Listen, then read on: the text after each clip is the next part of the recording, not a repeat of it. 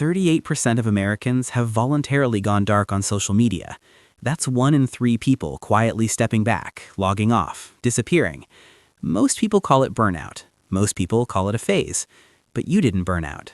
You woke up. You remember the version of yourself who posted? Maybe it was updates about your day, opinions you were proud of, photos you wanted someone to see. You were present online because being present felt like participation, like proof that your life was actually happening. And for a while, it worked. The likes felt like something. The comments felt like connection. You were there, every morning, every evening, scrolling and posting and existing inside the feed like everyone else. But then something shifted. You can't pinpoint the exact moment. Maybe it was a comment that stung more than it should have. Maybe it was the performance of it, the way you noticed yourself crafting a caption instead of living the moment. Maybe you just looked up one day and realized the version of you that lived on that screen didn't feel like you anymore. And so, quietly, you disappeared. Here's what nobody tells you about that moment. It wasn't avoidance, it was awareness.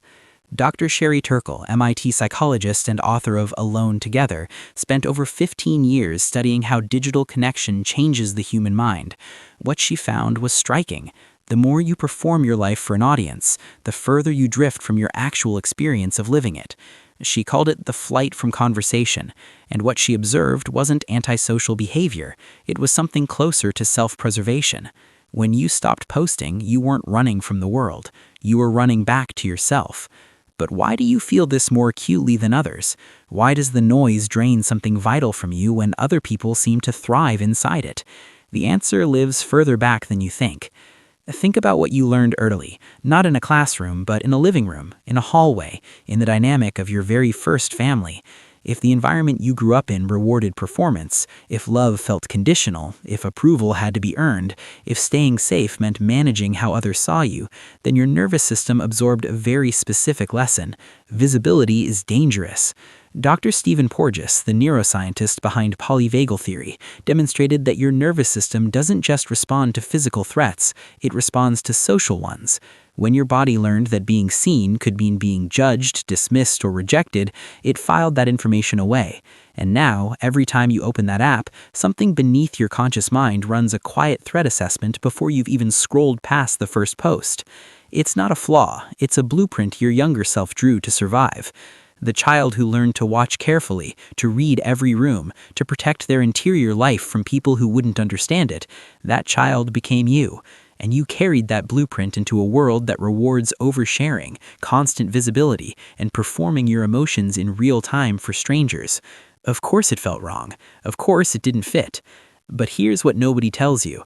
There's a real cost to this kind of withdrawal. Research published in the Journal of Social and Clinical Psychology found that stepping back from social media significantly reduced loneliness and depression in participants.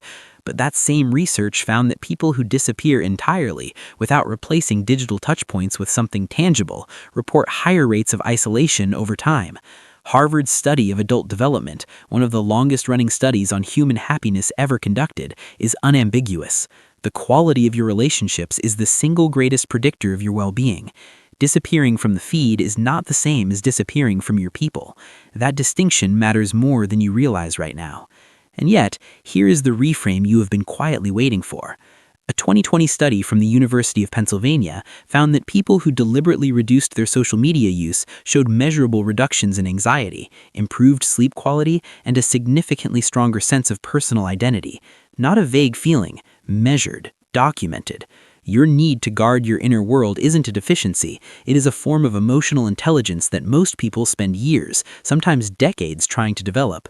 Susan Cain, whose research on introversion fundamentally reshaped how the world understands quiet people, put it plainly. Solitude is not the absence of connection. It is the condition under which genuine connection becomes possible. You already know this. You have always known this. You just needed someone to say it out loud. So let's give it the right name. Society looks at someone who disappears from social media and reaches for words like disconnected or antisocial. Those words don't belong to you. The more accurate term, the one that actually fits what you are, is deliberately private. You are not afraid of people. You are protective of experience. You are someone who refuses to trade the depth of living for the width of an audience. That is not a retreat. That is a standard. If you're watching this and still waiting for permission to stop performing, here it is. There is nothing wrong with you. The instinct that pulled you away from the feed was not anxiety misreading the world. It was intelligence reading it correctly. Where you go from here isn't back to the noise, and it isn't further into silence. It's toward the people and the moments that don't need a caption, toward the version of your life that exists when no one is watching. You already know who that person is. You have been protecting them all along. Drop one word in the comments, just one, that describes how you feel the moment you log off. Your silence was a choice.